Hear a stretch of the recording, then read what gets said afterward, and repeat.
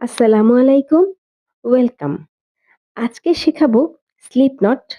এজন্য নিয়ে নিচ্ছি 4 কাঁটা এবং 4 প্লাই এনে উল।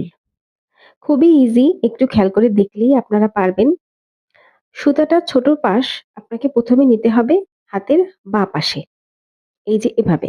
বড় পাশটা রাখবেন ডান পাশে।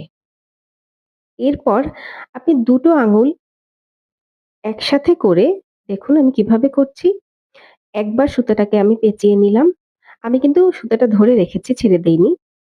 এরপরে আরেকটা বার একটু বাম পাশে সরিয়ে আপনাকে সুতাটাকে আরেকবার পেঁচিয়ে নিতে হবে।